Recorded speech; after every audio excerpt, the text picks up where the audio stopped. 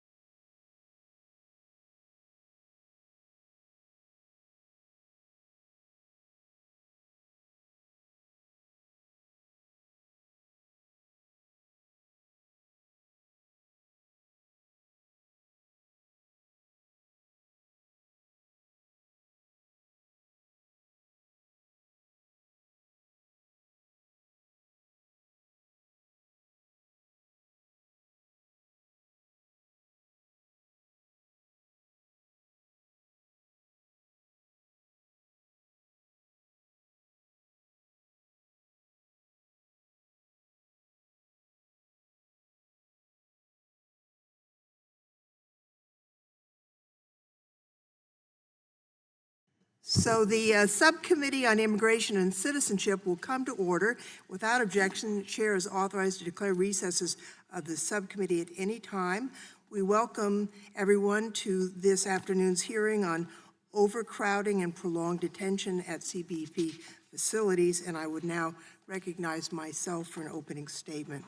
In just 5 weeks' time, the DHS Inspector General has released 2 management alerts detailing dangerous conditions at U.S. Customs and Border Protection facilities in Texas. According to the IG, at some of these facilities, conditions are so bad that they require immediate attention and action. The first alert focused on the detention of single adults and detailed, quote, the dangerous holding conditions at the El Paso del Norte Processing Center. Unfortunately, this report was not a surprise to me and my colleagues. Along with Vice Chair Jayapal and Chairman Nadler, I visited this same facility just a few months ago. Even then, the conditions we observed were unacceptable. Women, children, and families were either outside waiting to enter the facility, shoved into overcrowded cells, or sitting in hallways. Prior to our visit, we understood that hundreds of families had been housed outside for days in a tent behind the Border Patrol facility. We expected to meet with them, but to our surprise, the tent was empty. It was not until after our visit that we learned that the families had been transported to another facility the night before. It's unfortunate, but also not surprising that the IG's observations are even more disturbing. As demonstrated in the IG report, although the facility's maximum capacity is 125 detainees, approximately 750 individuals were detained on May 7th and 900 individuals were detained on May 8th.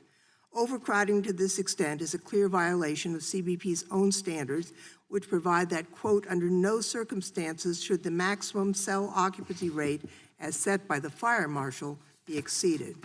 The IG also found that a significant number of individuals were being held longer than the maximum 72 hours set forth in CBP standards. And although CBP is required to make a reasonable effort to provide showers for adults after 72 hours, most adults had not received showers at all, and some had not showered in as long as a month.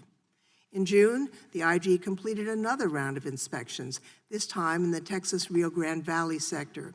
Here, the IG found serious overcrowding and other dangerous conditions at facilities holding families and unaccompanied children. According to the IG, 31% of children, including children 7 years old and younger, had been held in custody for more than 72 hours, some for more than 2 weeks. This violates not only CBP standards, but the Flores Agreement. Sadly, we know that conditions documented by the AG are not limited to the facilities they visited. In June, lawyers reported horrific conditions at the Clint, Texas Border Patrol facility, where some children had been held for weeks, sleeping on cold floors and taking care of one another because of the lack of attention from guards. Just last week, it was reported that a 15-year-old girl from Honduras was sexually assaulted by a Border Patrol agent in Yuma while other agents watched. There is a crisis on our border, and yes, Health and Human Services needed and now has additional resources so that children can be moved out of CBP facilities more quickly and into facilities built with their needs in mind. However, a lack of money is not the primary reason for this crisis. The Trump administration has made no secret of its intent to do all it can to deter children and families from seeking protection in the United States as the law allows, without addressing the root causes that are driving migration to our border. This is sad. The mistreatment of these children and families is a moral stain on our nation.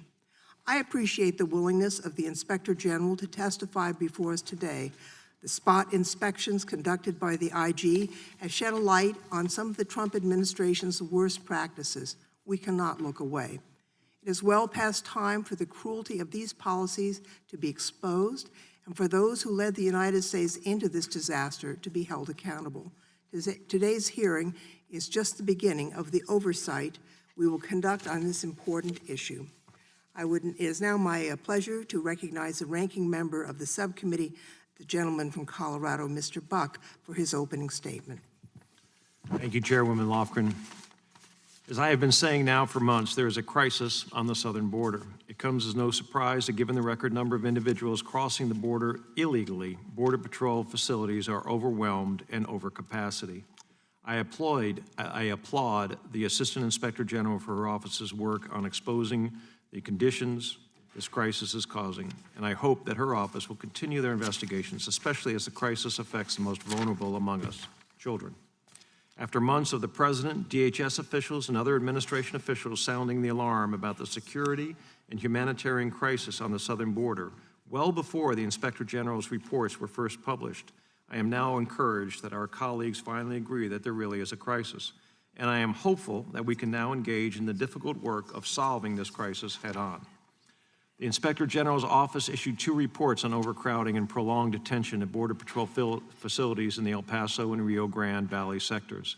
These reports provide an objective perspective on the factors outside of CBP's control that are fueling this crisis, prolonging migrants' stay in CBP custody, and causing the overcrowded conditions identified in the Inspector General's reports.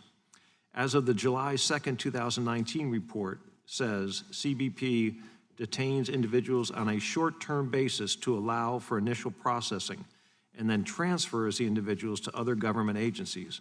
But that short-term system has been completely broken. Due to a failure to update our laws, there is an unprecedented influx of migrants crossing our border illegally, and many of these individuals are more vulnerable than individuals who came during prior influxes. So what do we need to do to fix this problem? We need a multi-layered approach to a multi-layered problem. We must continue to work with our partners internationally to support their own law enforcement and anti-corruption efforts. I have worked closely with officials in Guatemala, and I have seen the good work that can be done when close friends collaborate in their common interest. We must continue to expand these initiatives to other countries, especially in Honduras and El Salvador. We must support economic development efforts in these countries to further elevate our hemisphere and let people have a chance to prosper in their own countries. We must also reform our immigration laws, including the TVPRA and the Flores Settlement Agreement, to ensure that our laws do not provide incentives to enter our country illegally and to use children to do it.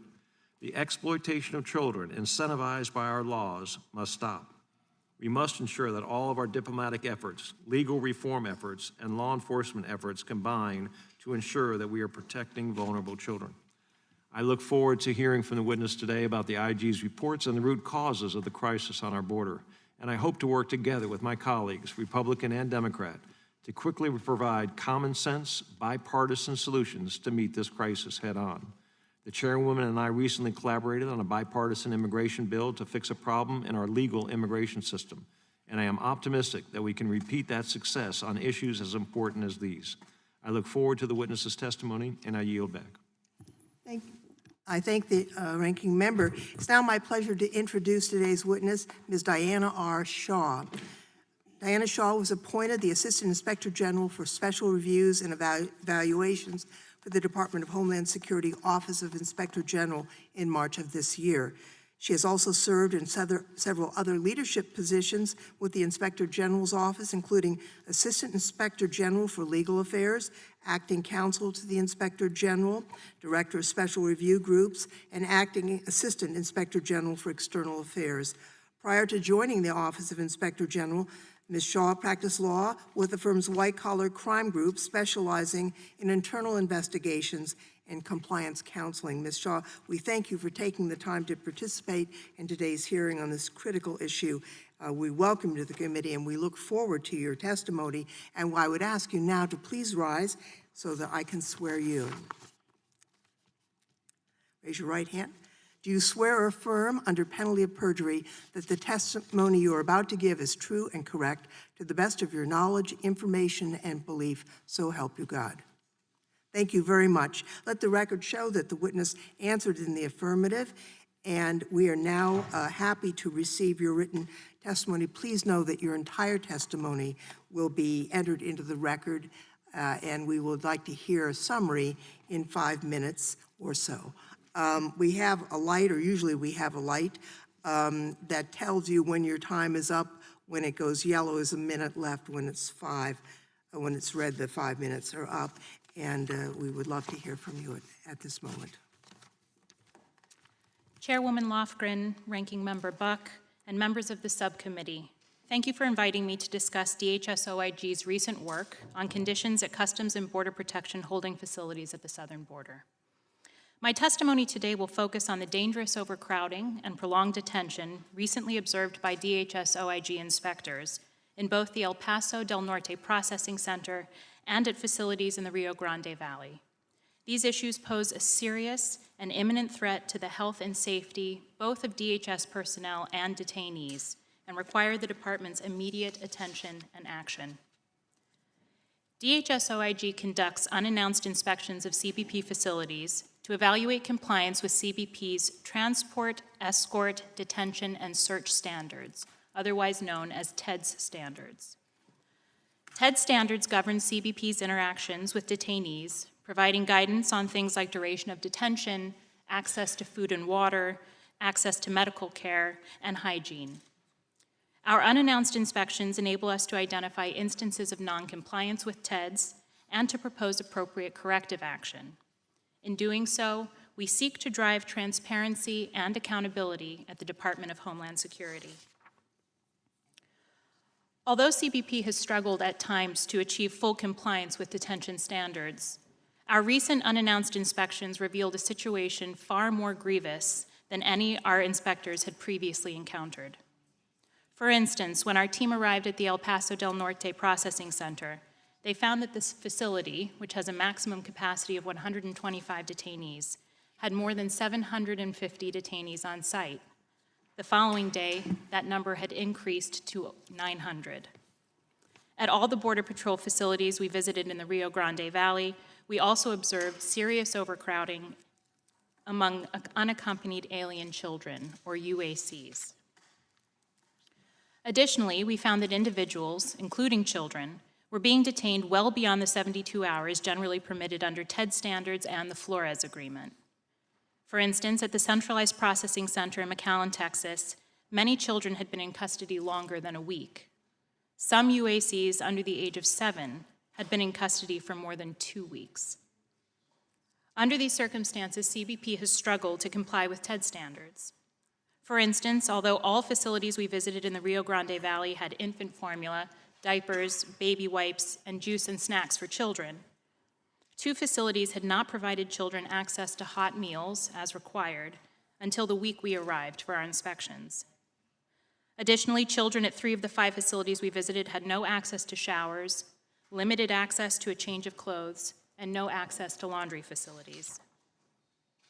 Space limitations also affect single adults. The lack of space has restricted CBP's ability to separate detainees with infectious diseases, including chickenpox, scabies, and influenza, from each other and from the general population.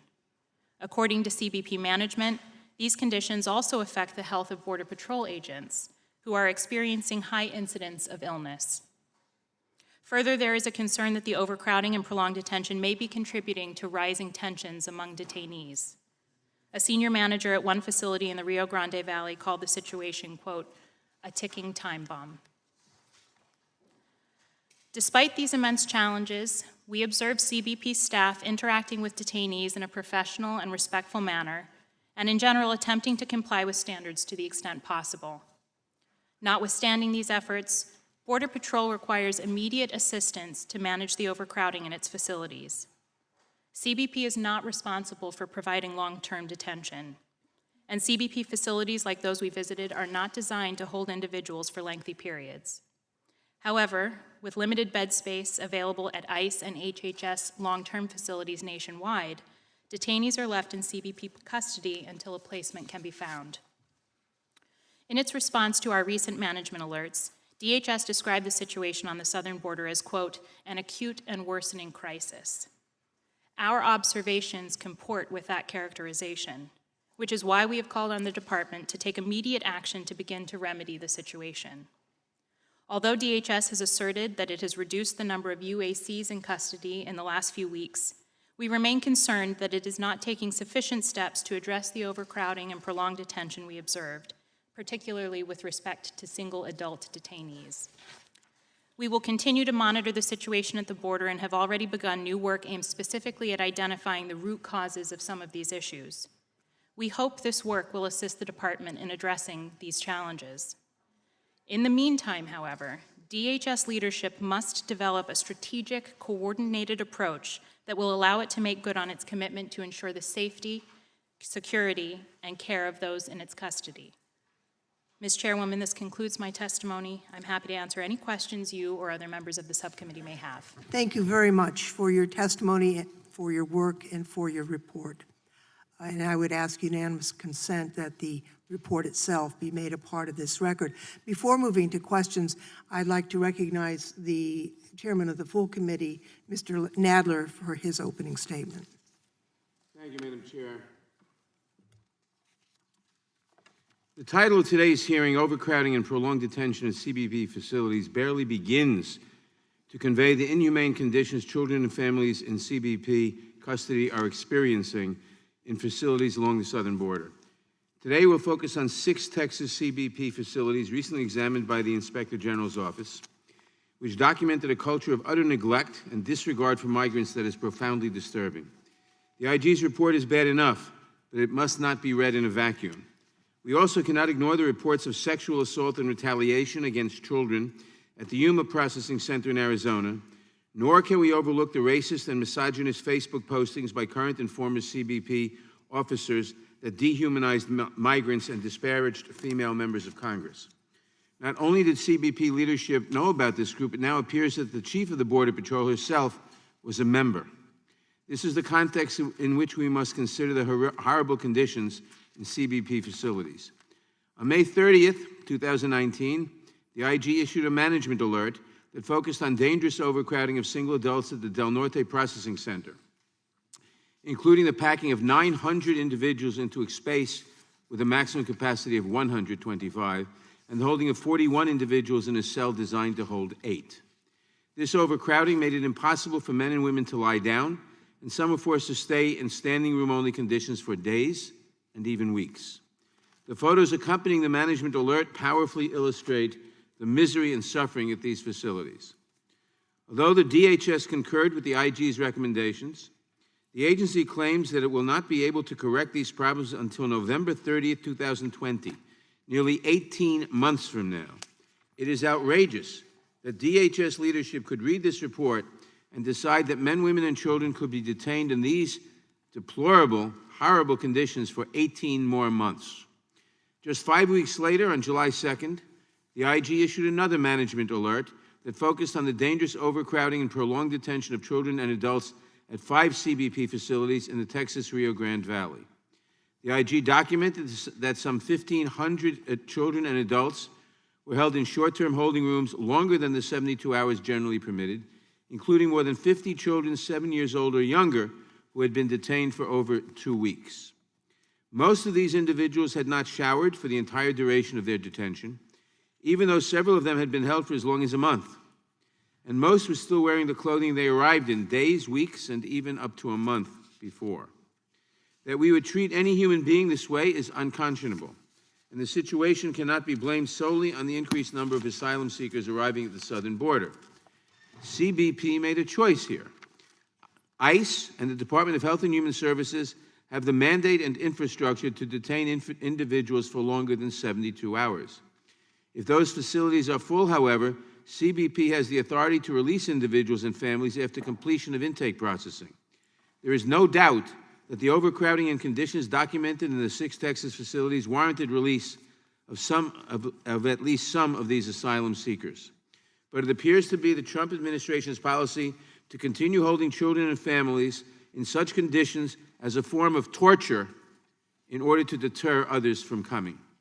This is neither necessary, nor conscionable, nor sustainable.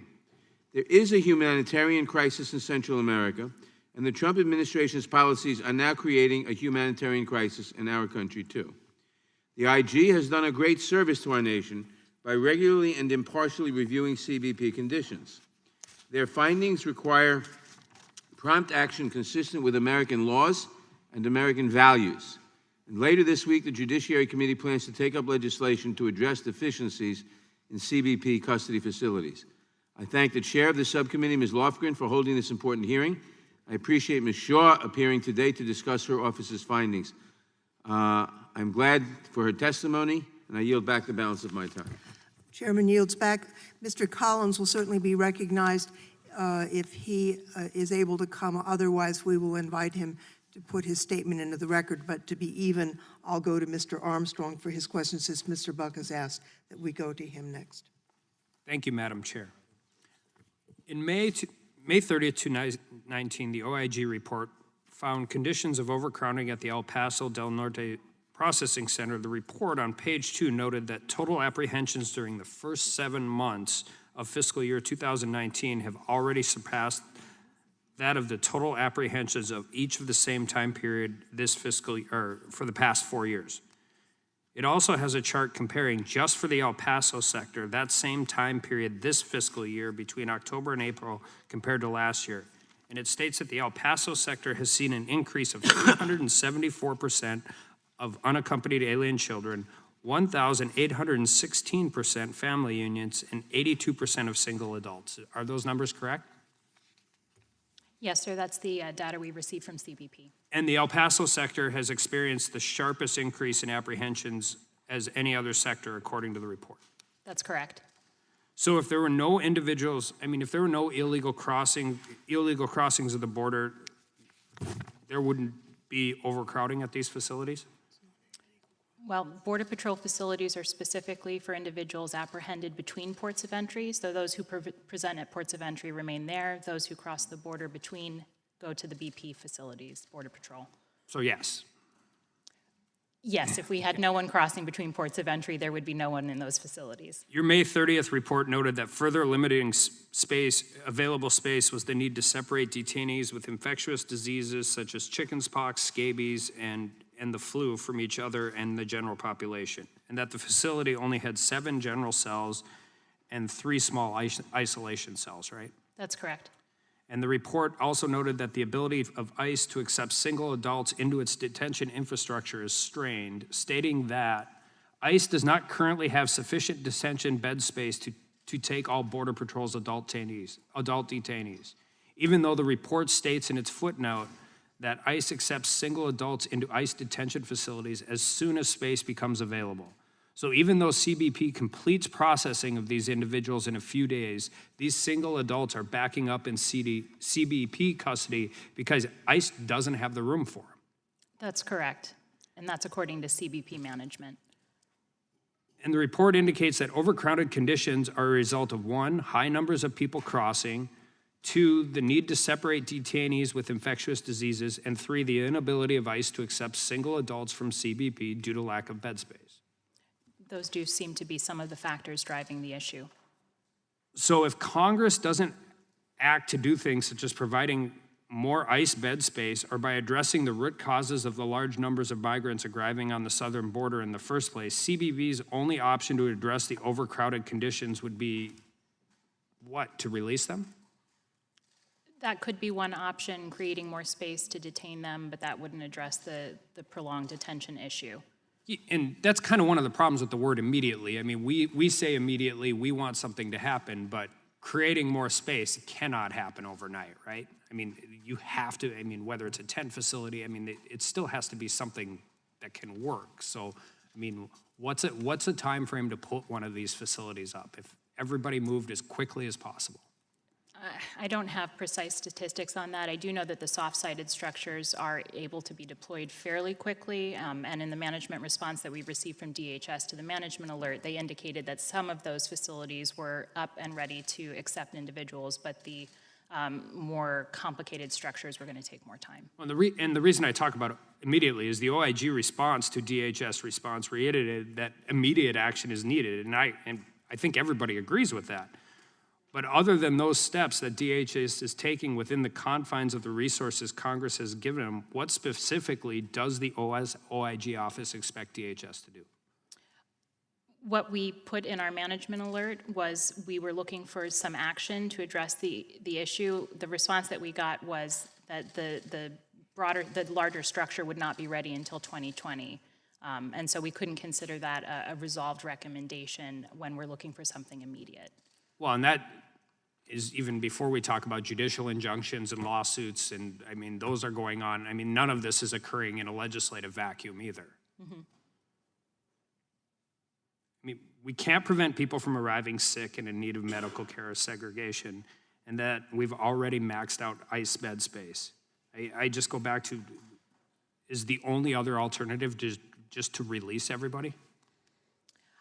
I can't give you an answer on that at this point. What I can tell you is that part of the work that we have ongoing is to look at the root causes and allow us to do the deeper dive that would help us present some recommendations that we think could help solve the problem. Our management alerts are really meant to shine a light on an issue that is so important or emergent that we don't want to wait to do complete reporting and do the work that goes into creating solutions and recommendations. So this is a preliminary snapshot of the issue. We are doing that more in-depth dive at this point, and hope to have some very helpful recommendations come out of that work. Well, and I appreciate that because I think we need triage and long-term solutions. Thank you. The chairman of the committee, Mr. Nadler, is recognized for 5 minutes. Thank you, Madam Chair. And thank you for testifying here today. We appreciate you being here. I want to discuss the 2 management alerts you put out recently, focusing on an inspection of the El Paso Del Norte Processing Center. As Representative Lofgren mentioned in her opening statement, we visited that facility back in late March. And even then, the facility was extremely overcrowded, with people being held for long periods of time. Your inspection found things had deteriorated even further. The report provides the following evidence of overcrowding, including photographs: a cell with a maximum capacity of 12 people holding 76, a cell with a maximum capacity of 8 holding 41, and a cell with a maximum capacity of 35 holding 155 people. For each of these cells, which we understand were only examples of the overcrowding at Del Norte, could you please estimate the size of the cell in terms of length and width? I was not personally there, so I'm going off the same photographs that you have. I could get that information for you as a take-back. Okay.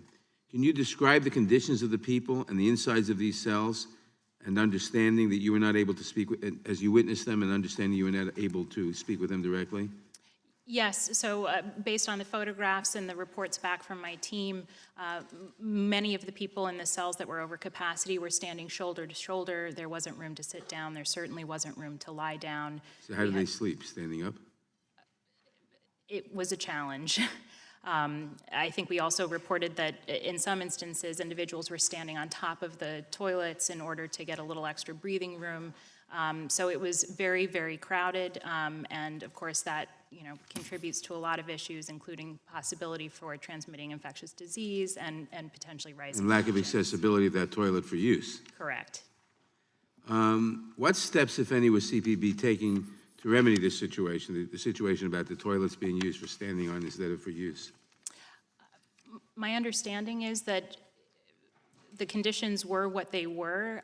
They were trying to triage as best as possible. As you saw from some of the photographs, many of the individuals at that facility were outside for processing and would never have even seen the inside of the facility, so they're making use of that outside parking lot space as an effort to triage and release some of the pressure on the inside of the facility. Some of the detainees are moved to other facilities as quickly as possible, but even with those measures in place, it was still overcrowded in a way that our inspectors... The report says that Border Patrol agents told us, as your office, some of the detainees have been held in standing room only conditions for days and weeks. That's correct. Based on these admissions, is it your understanding that there were people in the facility who had not been able to sit or lie down for days or weeks? In the most crowded cells, we did not go in to speak directly with the individual detainees, so I can't comment on the personal circumstances, but in standing room only conditions, it's hard to imagine how anybody could. And they were there for days and weeks in those sleep, conditions. correct. Have you ever been in a CBP detention facility before where there were individuals who were not able to stand for 24 hours, let alone, or to sit for 24 hours, let alone multiple days or weeks? I have not personally. I know my team has seen overcrowding in its day, but this certainly rose to a new level, which is part of what prompted us to write the management alerts. And lastly, I want to draw your attention to a photo on page 6 of the report. Your team observed staff discarding personal items, including backpacks, suitcases, handbags, and a child's doll in a dumpster.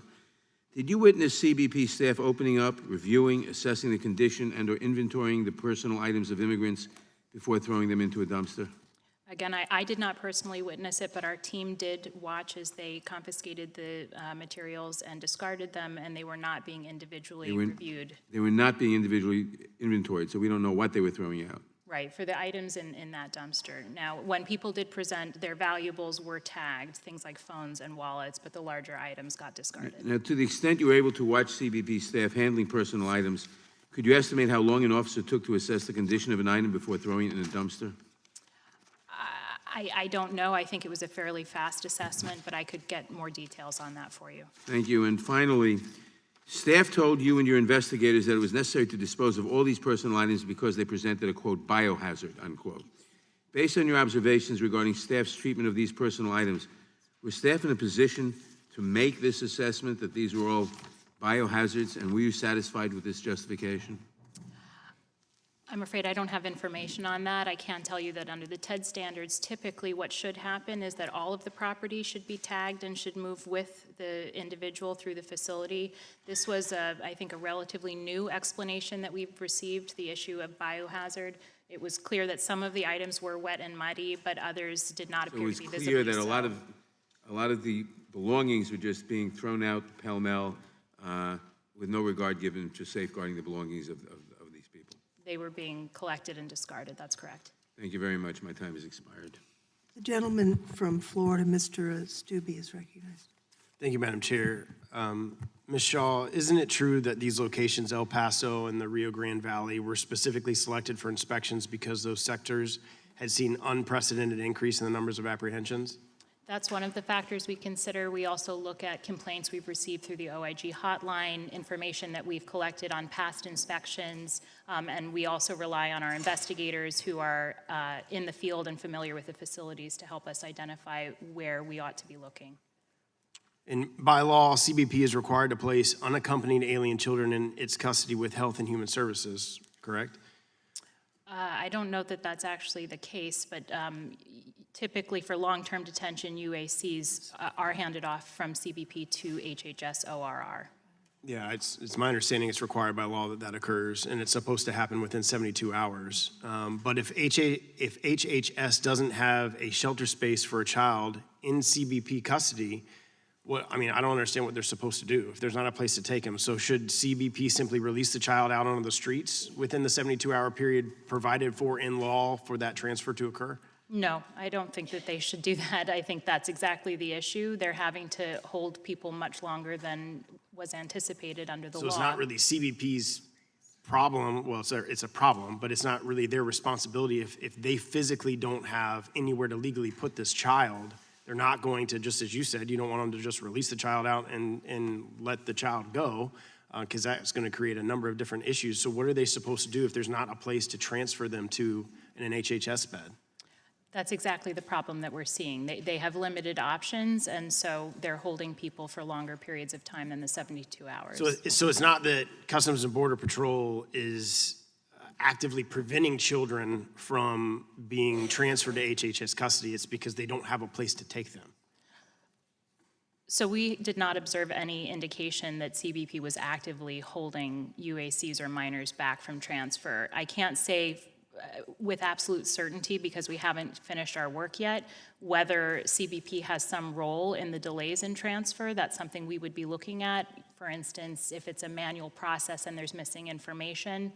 But CBP has certainly suggested that lack of space at the HHS facilities is part of the problem in terms of the prolonged detention of UACs. So in your observation, then, the unaccompanied children are being moved to HHS bed space as soon as possible?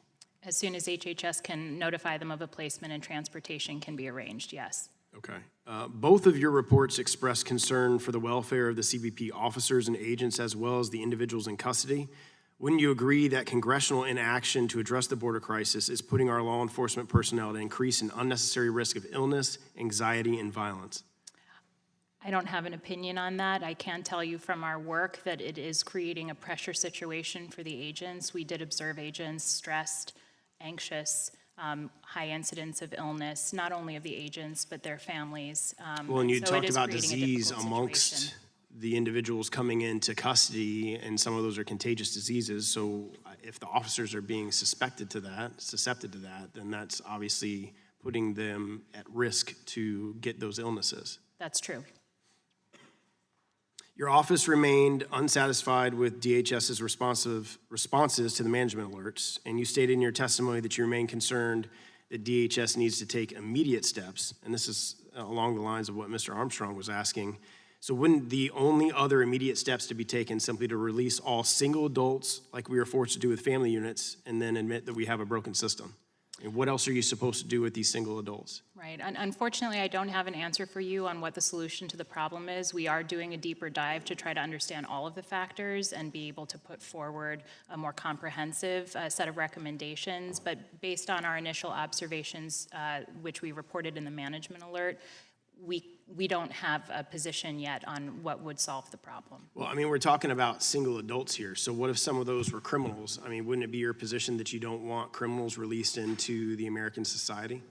So when we go in, we're looking at compliance with TED standards, and the standards lay out how long people are supposed to stay with CBP. And so we document and report on issues of noncompliance. I'm not going to state an opinion on a broader question about immigration policy. So you don't have an opinion as to whether we release criminals from other countries into our country? You don't have an opinion on that? I have an opinion, but I'm here in my official capacity as a member of the IG community. I'm not here to express my personal opinions. Okay, I yield back to the chair. The gentleman yields back. The gentlelady from Washington, Ms. Jayapal, is recognized. Thank you, Madam Chair, and thank you, Ms. Shaw, for being here. Is it true that there could be many reasons for why there is overcrowding in CBP related to policy choices that the administration is making? We have not done the work yet to determine what the root causes are, but we expect that there are going to be a range of issues that come together and create a set of circumstances. Right. That is why, in fact, you're doing the root causes examination to see why and why folks are backing up at the border. Precisely. Earlier, you said that you were discussing the ports of entry question, and you said that apprehensions are up, and that is for between the legal ports of entry, correct? That's right. And so what happens when you have a policy that blocks the legal ports of entry for people to enter into?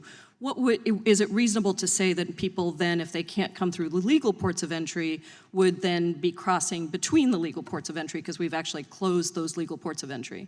So we have not done extensive work on that, but in our family separations report that we put out last fall, we did identify an instance of at least one, possibly two individuals who had suggested that there could be an uptick in illegal border crossings when there's a backup at the port of entry, but that's something that we would need to look into. Thank you. I just wanted to make sure I'm responding to my colleagues across the aisle who are implying that somehow border crossings are up, but the reason they're up is because, in part, and you're going to look at this, so you don't need to answer this question, because the Trump administration has instituted metering, which has essentially closed the legal ports of entry. And as Ms. Lofgren said, we have been to the border many times actually now, and we have actually watched this happening where people are turned back from legal ports of entry because of metering.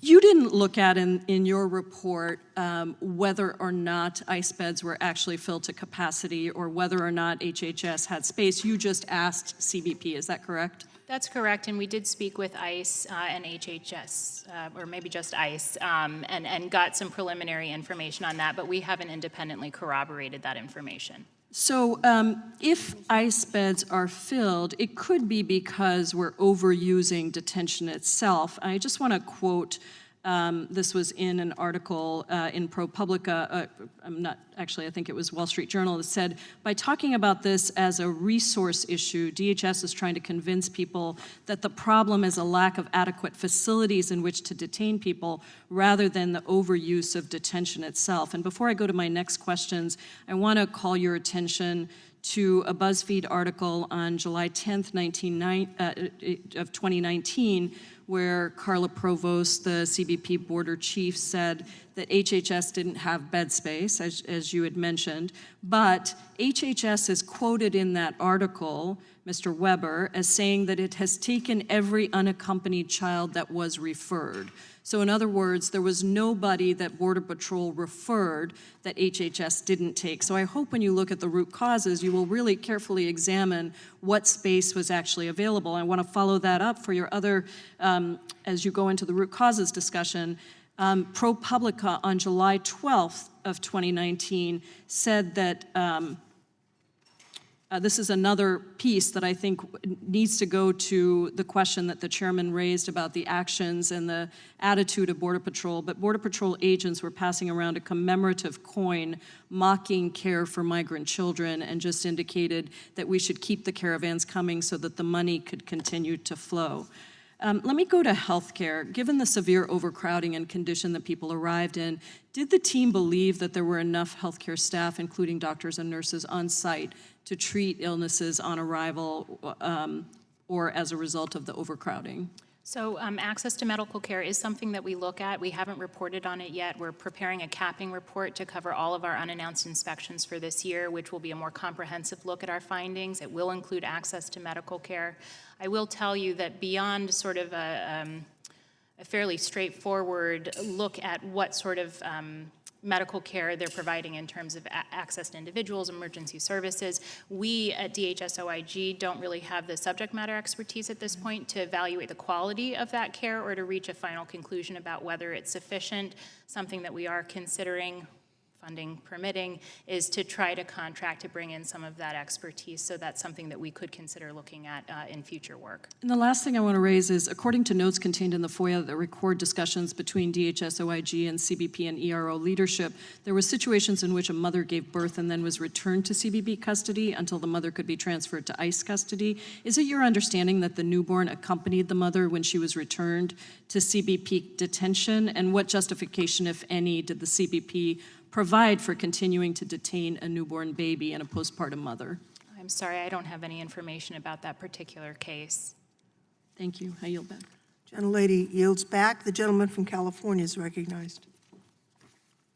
Thank you, Madam Chairman. First, just to continue that point, whether they're coming through legal ports of entry or crossing the border between ports of entry, have we seen an increase in illegal immigration over this past year? I can tell you based on the apprehension data that we got that there's a significant increase, particularly in El Paso sector and the Rio Grande Valley. Not just an increase, but a significant increase, whether coming through the legal ports of entry or coming illegally across the border itself. That's correct. All right.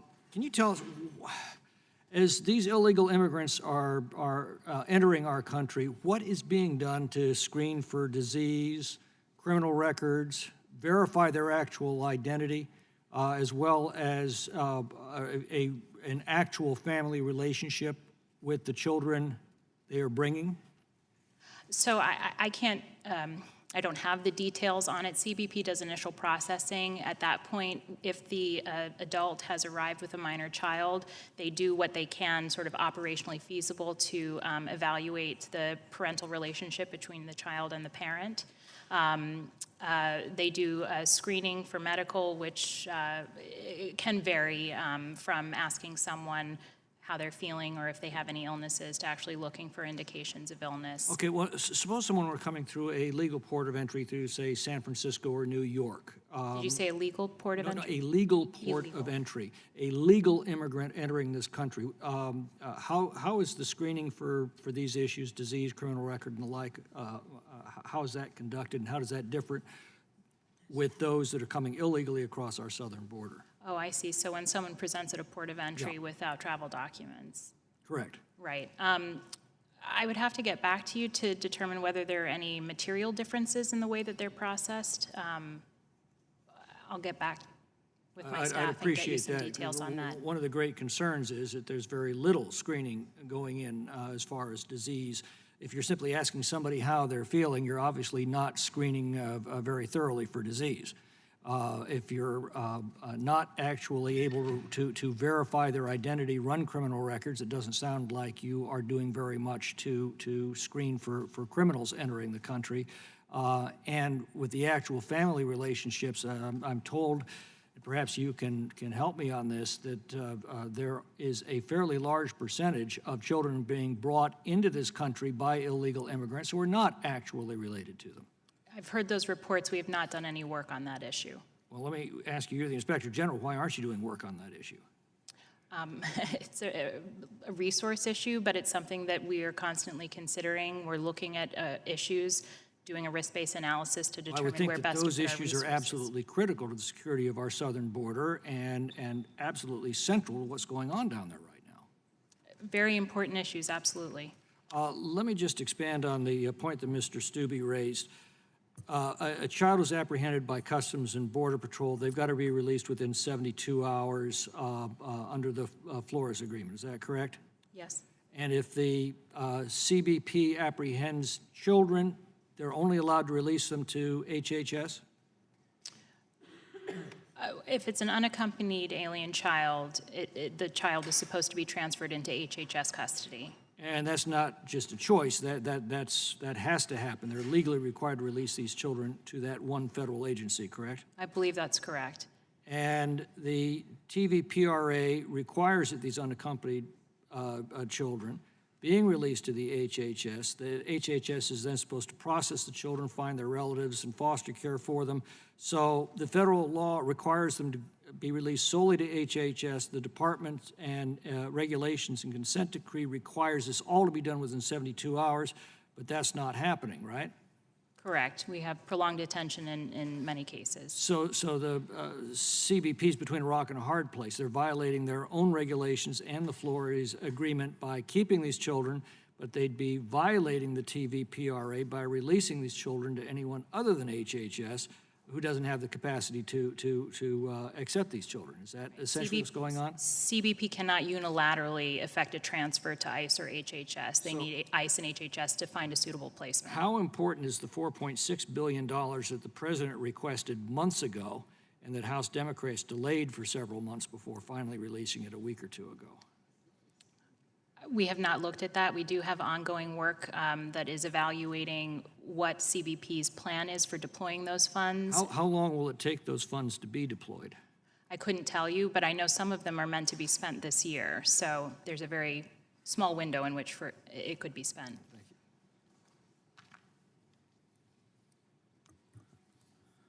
Gentleman yields back. The gentleman from California, Mr. Correa, is recognized for 5 minutes. Thank you, Madam Chair, and I want to thank Inspector Shaw for being here today and testifying. You decided to spot check El Paso Norte Inspection Center, processing center. You mentioned you had some complaint hotline. Who put in those complaints? That was one of the reasons you made that inspection happen quickly. So just to clarify for the record, that's generally how we identify where we want to go with our unannounced inspections. That doesn't suggest that we got a particular complaint about any particular facility. It's one of the factors that we look at. That hotline, who calls in that hotline? Officers working there, citizens? Who actually calls in? We get upwards of 30,000 complaints a year that come from everyone across the country. It might be internal, a DHS employee. It might be a concerned citizen. Sometimes it's an advocate for someone who's in detention. So we get the full range. You have visited dozens of detention centers in your career. Have you ever seen overcrowding or conditions comparable to those that we are seeing today? So our inspections team, some of whom have been doing this for a decade, had never seen anything like this before. So looking back at the 80s, 90s, we've had a refugee challenge in this country for a number of years from Central America. What is it that's different this time? I mean, under the Obama administration, I remember as a state senator going to visit some of the facilities, and I concur with you, I've never seen anything like this. In your deep dive, will you be able to determine what the difference is in terms of what has caused this situation to spring up on us all of a sudden? We will be trying to understand that and identify those issues within the limits of our jurisdiction. So we oversee the Department of Homeland Security. We will be looking at factors that impact them. We will not be able to opine on broader policy questions, but certainly we'll be looking at things like volume and the demographic of folks who are crossing, because obviously the more family units and UACs we receive, the more constraints there are on space because there are rules about who can be Again, you situated talk about the together. volume, but I know that in the past, we've had time periods when the volumes have been comparable. yet the circumstances that we see here are not comparable. I do know that in 2014, we saw an influx of unaccompanied alien children crossing at that time period. We did see high rates. We saw, I think, some overcrowding and prolonged detention. But again, this is something we have not seen before. And in 2014, did you check those alien children for criminal backgrounds? DHS OIG? Yes. No, we did not. Or other agencies? I don't have information on what DHS might have done in those individual cases. Should we be checking those children for criminal backgrounds? I don't have an opinion on that. That's not an issue that we've looked at DHS OIG. Thank you very much. And again, as you do your deep dive, I hope that your agency, and I think you've done some good work, but I hope that you continue to do it. What is it that it is different now? Again, I've seen this. I know during the Salvadorian Civil War, massive number of refugees. 2014, again, that was a time period I inspected facilities in the state of California, and never have we ever seen these kinds of conditions. And again, folks at the border being overwhelmed, border checkpoints, crossing between border checkpoints. We've got to figure out what has led to these conditions, and I hope that you do that deep dive in, not policy, but give us some facts, compare and contrast past years versus current years. What have administrations done different that have led to situations less serious than what we have here today? Thank you, Madam Chair, and with that, I yield the remainder of my time. Gentleman yields back. I would recognize the ranking member of the subcommittee, the gentleman from Colorado. Thank you very much, Ms. Shaw, for being here today. We just want to follow up on something the gentleman just asked in terms of comparable volumes. And I understand that this isn't your job, but it is the work of the agency that reports these. In 2014, the agency reported, and I'm going to ask you if this is correct. I'm not trying to lead you, but just to ask you if this is approximately correct. The agency reported approximately 2,000 individuals per day crossing the border. And in 2019, we have between 4,000 and 5,000 individuals per day crossing the border. Do those numbers sound approximately correct? I'm sorry, I personally don't know that information, but I could get back to you with some more details on that. What I'd like to know is if there were comparable numbers, because I don't believe there were comparable numbers. I think that the surge that we have seen in individuals in the last few months is unprecedented and has put an unprecedented amount of stress and strain on the system. And so I'd appreciate knowing that. Sure. You were at some of these facilities. Not me personally, my team. And did your team give you feedback? And I'm going to ask you to take your official hat off for a second, Okay. but as a person, it pains me to see individuals in this kind of crowded condition. Did anybody express that to you? On my team? Yes. What I can tell you, and I like to stay close to our public reporting, but I can tell you that the day that they completed their second day of inspections, the team was concerned and immediately emailed me with photographs and a summary of what they had seen. And based on that information, I made an immediate decision that we needed to put out a management alert and that it needed to be done within 3 to 4 weeks so that we could shine a light on the issue, because it was something that we had never seen before and because of the risks associated with the overcrowding. So as a person, there were individuals on the team that were concerned about the conditions that these immigrants were being held in. Absolutely. They immediately identified the risks associated with that. Were there also concerns about the staff that was there and the stress that was placed on the staff? We try to talk to staff when we do these inspections and hear their points of view as well. We did ask them and got information about the higher rates of illness. We did report on some staff experiencing low morale, looking to make early retirement. So we do try to collect that information as well, and we reported on it because we found that also to be a risk factor and concerning. Well, I guess what I'm trying to figure out is, were there any staff that were happy that they were working in these kinds of conditions and happy that they were that they were holding people as they were being held? It sounds like a very stressful situation for everybody. Our observation was that everybody was challenged by the And circumstances. we heard the word torture used earlier by the chairman of the full committee. Did your staff or team see any torture? You know what torture is. You're an attorney. Yes. There is an international norm for torture. Did you see or your team see We did torture? not evaluate whether torture by any sort of legal definition was taking place. What we do look at are the minimum standards, which were not being complied with in terms of overcrowding and the conditions there. And so we did find that concerning. When you do this deep dive, will you be looking at the interior of the country and noting the impact that immigration has, particularly on small rural communities where an influx of individuals can literally bankrupt a school district in putting stress on a school district having monolingual Spanish-speaking or foreign-speaking students in that school district and trying to still educate English-speaking students where class sizes are increasing? Will you have any deep dive on the effect that vast numbers of illegal immigrants create on a healthcare system in smaller rural communities?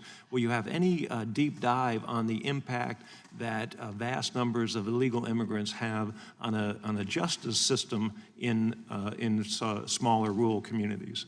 So that's probably beyond the scope of the work that we will be doing, although we always do look to try to understand effect of the findings that we make. And so we would be looking at that, but probably not doing the deep dive that I hear you describing. And will you, in this deep dive, look at the causes of why people are coming to this country and the numbers that they're coming to, and especially taking advantage of the asylum laws, if they're being coached to give certain answers when they arrive in this country, so they don't identify economic reasons for being here, but rather they identify personal risks and safety reasons?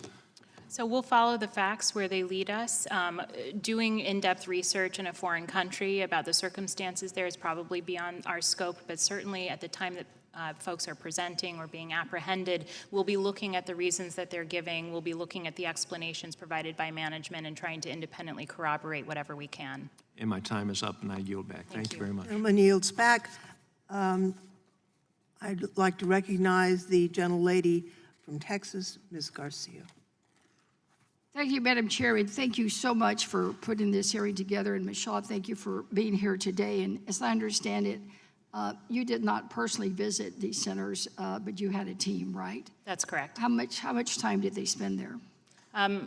2 days in one instance, and I'm trying to remember for the June trips if it was 2 or 3 days. So they were able to get a good flavor for 2 days or 3 days of all the operations of these facilities? Yes. Yeah. Well, were you able to identify, I know you said on your testimony, you mentioned at-risk populations, which you described to be the unaccompanied minor children and their families. Could you characterize for me just what you mean by at-risk and what precautions they were taking for these at-risk populations? So at-risk is defined in the TED standards, and it includes minors, pregnant individuals, people whose safety may be compromised for some other reason. So that's defined, and that's the population that we look at. In particular, our unannounced inspections this year were focused primarily on children. So either children who were physically separated from their children while in custody or who had arrived unaccompanied. Would that also include young women that were pregnant or came through, or anyone that came through with any young children? Yes. Newborns or toddlers? Yes, pregnant women and women traveling with Are children. pregnant would be women on. shackled? Pardon? Are pregnant women shackled? Shackled. I would have to get back to you on that. I don't believe so, but I want to. I know there were some reports of that. So did you see any children or anyone under 18 years old shackled in any way? No, I don't believe our team observed anybody in the facilities in shackles. Okay. Now, I understand that you said that you made reference to someone suggesting that it was a ticking time bomb, that anybody in the Texas heat that has to be standing up, I would dare say for even less than a day, would be, I know I would be able to handle it. So what, if anything, do you think that they should be doing to avoid the potential of a riot or some serious, issues happening in any one of these facilities, particularly in the adult area? Well, I mean, the short answer is any relief that they can give to the system would help, certainly with the overcrowding and the prolonged detention. We don't yet have work that would allow us to propose solutions. That is part of what we're hoping to do with our deeper dive. But before we can make recommendations, we need to better understand the root causes, the full range of root causes, and from there we can inform our recommendations for the department. Most of those, again, are impacted by policy decisions that are made by members all the way from the White House down on how people should be treated and how they should be handled. Don't you agree? I haven't done the work yet. We will report faithfully our findings. Now, tell me again when you plan to do this deep dive? We've started the work. It's a deep dive, so it's going to be a lengthier evaluation. It's not something we would want to rush. At the same time, we understand it's very time sensitive, so we're going to be working as expeditiously as we can to get the reporting out. So what did people at these facilities tell you that the folks were eating? I'm sorry, could you repeat What that? were they eating? What were they eating? There was a range. I know bologna sandwiches, sometimes if it was possible, frozen food that had been heated. Was it the juice and famous snacks. frozen burrito? It may have been in some Whoever has that contract is doing well. Okay. As we reported in one of the management alerts, the children who were supposed to have at least 2 hot meals a day had not received them until the week of our arrival. And so what we saw was really a range. There was not a lack of food, but, hot meals But it was not hots. I and a mean, variety was in limited. emergency situations, we always talk about 3 hots in a cot. They're not for sure getting a cot. They're for sure not getting even 2 hots. Not even 1 hot in Until some the week of cases. our inspection. And we that's correct. understood through an FOA request that there was no food contract, and 2 employees were using their work credit cards to order $10,000 worth of food for each day. That's Did you correct. find that? Yes, I believe that's what we've reported. And do you know why they're not able to correct that?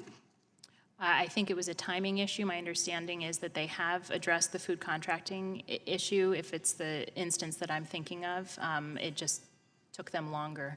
Right, and just quickly for the record, I sat on the Education Committee of the Texas State Senate, and there was never a school district that came to us to tell us that they were bankrupt because of any migrant children overflow or any Spanish speakers. I mean, I think that is one of the big myths that goes around among many others about gentlelady's the time impact has of expired. immigration.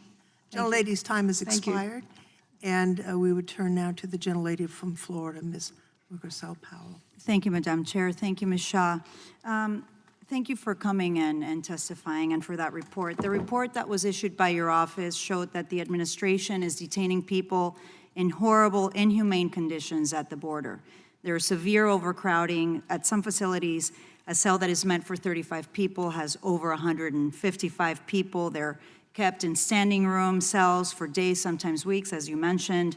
No place to lie down or really have any breathing room. I think we're losing all human decency in this country. The reports also show that there are not showers available. Toilets and sinks are not available for the people that have been apprehended.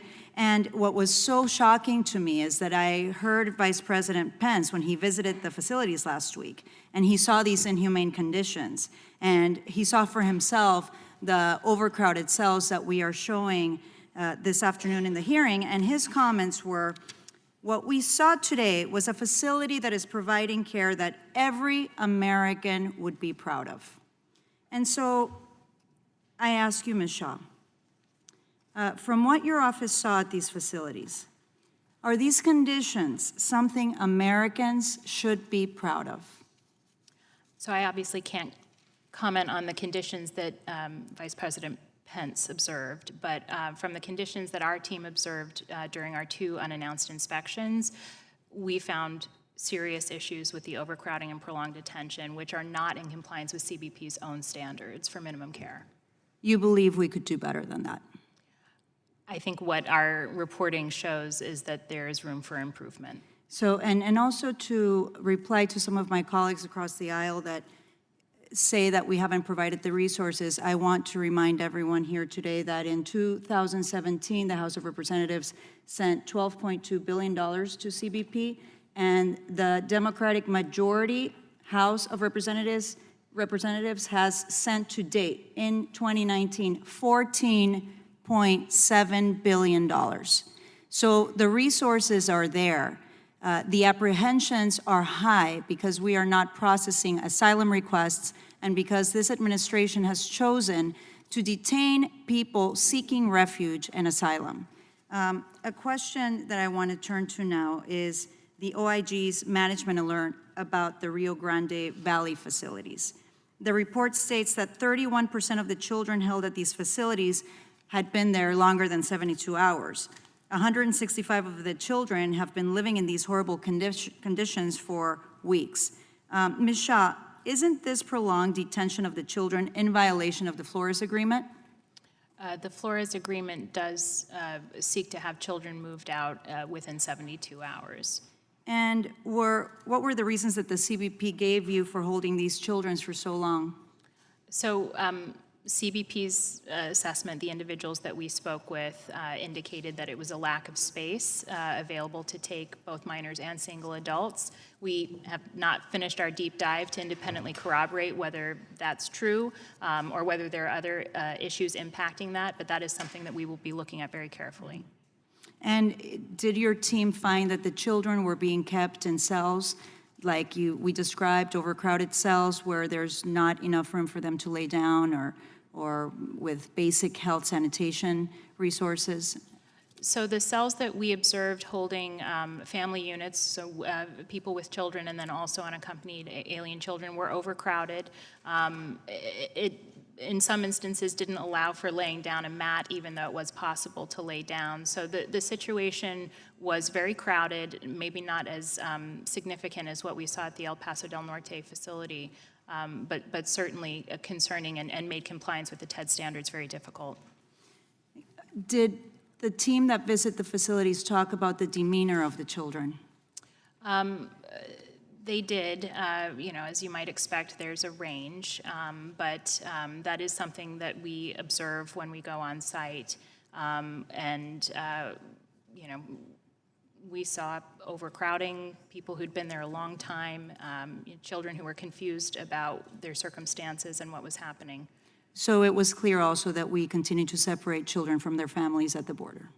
Well, I can tell you in CBP facilities, at a minimum, there is physical separation happening all the time simply because the rules dictate what populations are allowed to be detained in the same space with others. So there may be instances where parents are separated from their children while they're in physical custody. We didn't evaluate whether legal separations or separations with a legal impact were happening. That was outside the scope of our And my work. last The quick lady's time question, has expired, and quickly age range for the kids that are being detained that your team saw? We saw a vast range, but I think at one of the facilities, or at least in the Rio Grande Valley, we saw at least 50 UACs under the age of 7. Thank you. gentlelady from Texas, Ms. Escobar is recognized. Madam Chair, thank you so much for holding this hearing today. I'm very grateful for it. Ms. Shah, thank you for being here.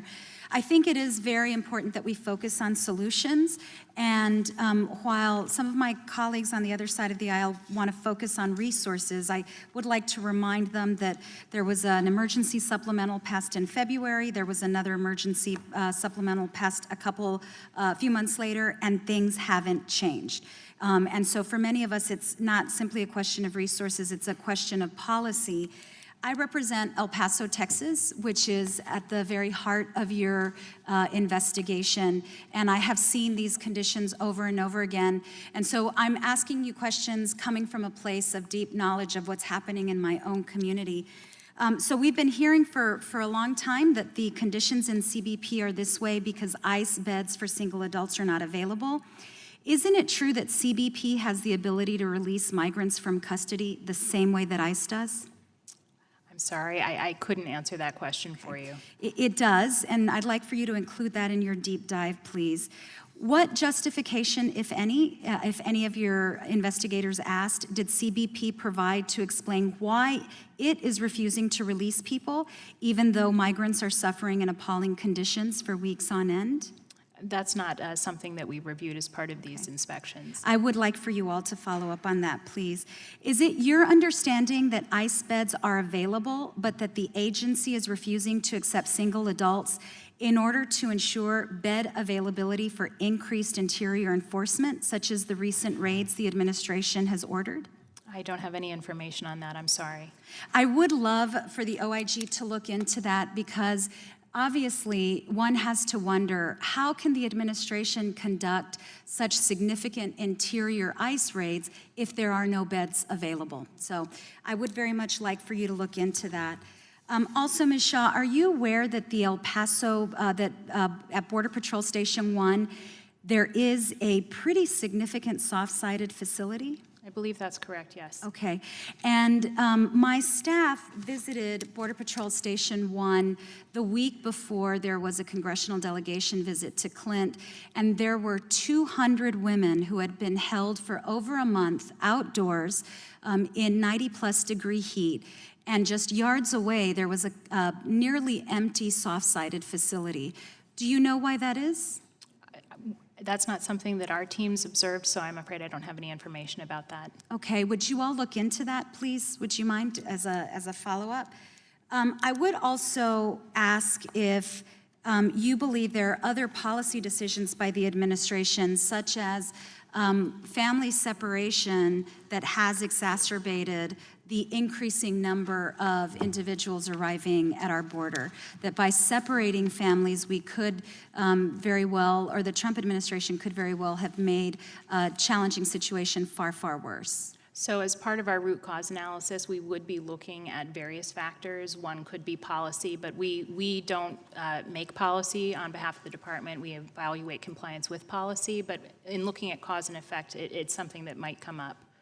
There is something else I would like for you all to look into, and at the El Paso ICE detention facility, we have heard from lawyers that there are a number of single adults in long-term detention, some up to a year, some longer than a year, essentially being held by the administration, even though they don't have a criminal record, even though they have a sponsor in the country.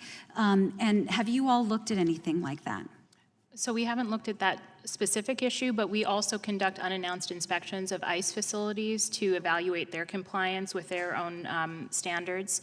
And so in the course of doing that, we do interview individuals, hear about how long they've been detained, and collect evidence about that. I would urge you to do that, only because we keep hearing over and over again that we need more ICE beds. Again, the interesting detail, there has been starting Sunday ICE raids all over the country. Where will people go if there are full ICE beds? And also would like for you to look at that long-term detention.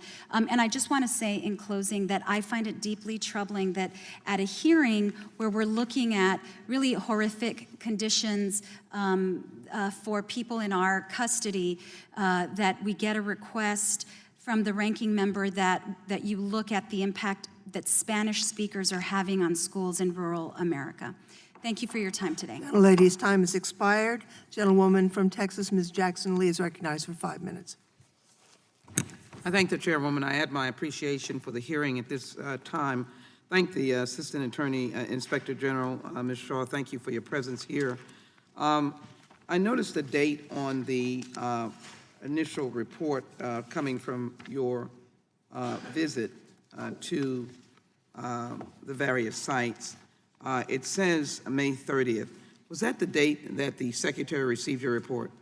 No, that was the date the report was published for the public. We send over draft reports for management comment. What date did the Secretary get the report? For the May 30th, I believe we sent it to them on May 20th. On May 20th. Thank you. Yes. And so, as you well know, you've seen a series of congressional groups and as well the Vice President. And I assume you watch television, social media, and you've seen some similar sites that you've seen, that you saw when you inspected? Is that accurate? I think so, yeah. And so, can you explain to me why the Secretary of Homeland Security and his staff, from May 20th to July 2nd and July 1st, when I was in the area, and then just last week, last Thursday, for the Vice President, why conditions were exactly the same? I can't comment on what the conditions were at the time of their visits, so I wouldn't be able to compare them to what we saw. Well, do you look at television? I actually don't get to watch much television. If it was overcrowding, is that not a challenge that what you reported on May 20th was still going on last Thursday? Again, I can't comment on what the status But if it was, would that be a problem? Overcrowding of facilities is noncompliance with TED standards. That And it continues to be a is problem. what you reported to the Secretary, is that not correct? Correct. All right, and in your report, let me read into the record, you said, "This is for your action, is our final management alert. Management alert, DHS needs to address dangerous overcrowding among single adults at El Paso del Norte Processing Center, the purpose of which is to notify you of urgent issues that require immediate attention and action." If those same conditions were at another site, say McAllen, you may not have visited there, would that also require urgent attention? Depending on the seriousness of the issue, potentially, yes. But if it was the same as what you saw, if it was, this is obviously Yes. a This level hypothetical. of overcrowding was significant enough that we put out a management alert before continuing our deeper dive. Do you believe it's important that you had the opportunity to visit without notice? Yes, I think that helps us get the best. And is that important, as far as you can relate, to have the opportunity to visit without notice as relates to oversight? For our oversight, we consider it important to be able to come unannounced and see issues as they are that day. And it might likely be as important for members of Congress on the oversight committees. I don't have an opinion on that, I'm sorry. At least you've mentioned that oversight warrants having the opportunity to visit. Let me ask about morale without notice. Morale, did you take note of the fact that morale among the staff might be challenged, the Border Patrol, and also that they were experiencing a lot of illnesses? What impact would that have? All we reported were our observations and the information we collected. Certainly, it seems to be contributing to a very stressful environment. I think folks generally seemed tired and overworked. Beyond that, I don't have any additional information. You watched a lot of men standing in a crowded circumstance? Yes, in one of the detention holding cells. With that kind of crowded atmosphere, without making any judgments about those individuals, is that something that could possibly create a violent situation, a violent response, a natural, normal response of frustration among those who are detained, not that they are violent, but because of the conditions? I can't make a general statement, but I can say that when we observed, particularly in the Rio Grande Valley, the tensions were very high, and that as soon as our presence was known among the detainees, they did sort of express frustration and try to get our attention, and it became serious enough that we actually ceased our work and didn't press further, which we would typically do, just in order to make sure that we were maintaining the safety for both personnel, DHS personnel, and the detainees. And you saw children who were likewise And the lady's time has situated. expired. Thank you for your presence here. Thank you. The gentlelady from Pennsylvania is recognized for 5 minutes. Thank you, Chairwoman Lofgren, for calling this really important hearing, and thank you, Ms. Shaw, for your work. I just wanted to turn to the July 15 report that you've given to us today, just to summarize a couple of the top-line findings. So my understanding is that this report and the one from May and the one from earlier in July all come from the Inspector General's office conducting unannounced inspections at CBP. I'm sorry, the July 15th report, is that? That's your statement for today. Oh, That was okay. submitted. Got it. Okay. Thank you. Just wanted to make sure I was on the same page. Sure. And so on the first page of that, it indicates that your inspectors observed dangerous overcrowding and prolonged detention. Is that right? That's correct. Okay, and that included non-compliance with standards applicable to children, including lack of access to hot meals, showers, and change of clothes, right? Correct. And those findings led you to publish 2 alerts raising the issues to the attention of DHS leadership and requesting immediate action, right? Correct. And you recommended that the Department of Homeland Security take immediate steps to alleviate dangerous overcrowding and prolonged detention. That's right. Okay, and then in your conclusions, you say that the department has not developed a long-term plan to address these issues. Is that right? That's our understanding, yes. Okay.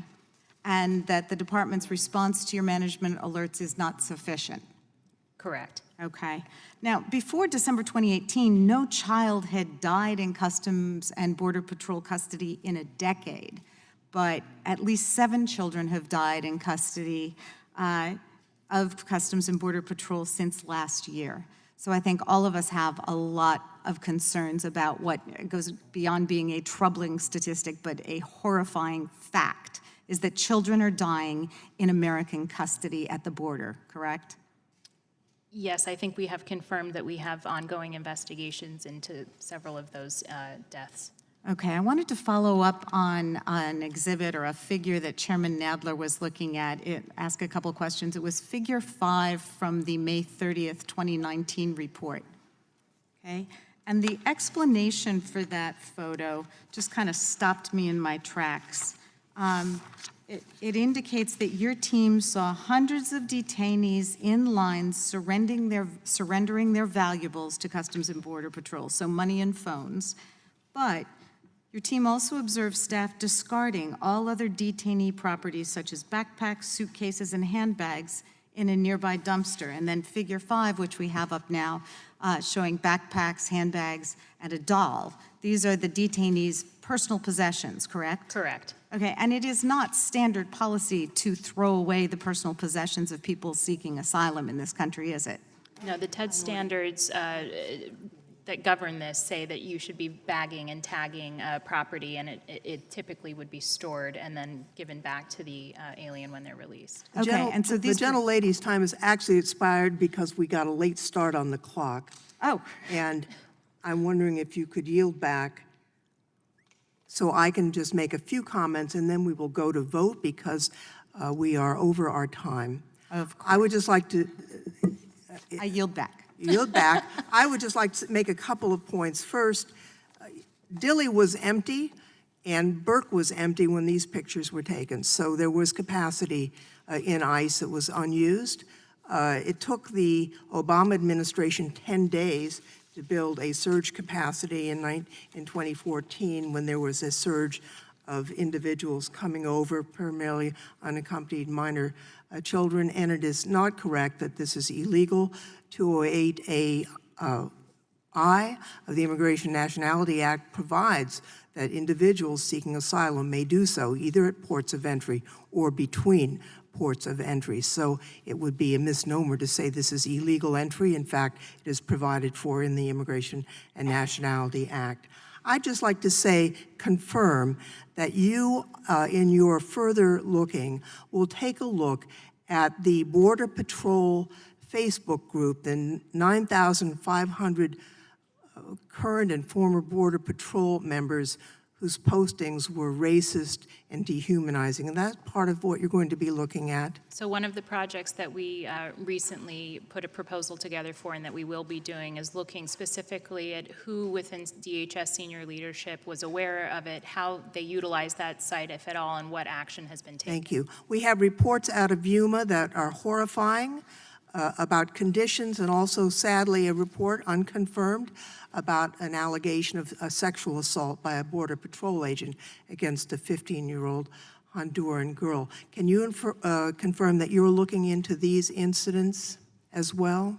I can confirm that we are investigating the circumstances surrounding the allegation of the individual. I would ask, if possible within your scope, that you take a look to see whether there are other allegations of sexual abuse that have come in or can be confirmed. We want to make sure that none of that is happening. I understand that you did an inspection of Clint before conditions deteriorated. Do you plan to take another look at that situation? And are you going to continue to take a look at these Border Patrol stations? We do intend to continue our unannounced inspections next year. We don't advertise where we're going, course so not. they'll be truly unannounced, but yes, we'll continue to monitor the situation carefully. I'd just like to close with this. We have a large number of people seeking freedom at our border pursuant to the Immigration and Nationality Act. Some of them will qualify, some of them will not. But we are seeing a management failure here. The unwillingness or inability to use facilities that are available, instead piling people up in these Border Patrol stations. The Family Case Management Program that was fully funded at the beginning of this year, that had a nearly 100% track record for people showing up to their asylum hearings, has not been implemented with no explanation at all. So I appreciate your appearance here today, your good work. I think we will see you again. I will now conclude today's hearings, understanding that without objection, all members have 5 legislative days to submit additional written questions for the witness or additional materials for the record. Without objection, the hearing's adjourned. Thank you.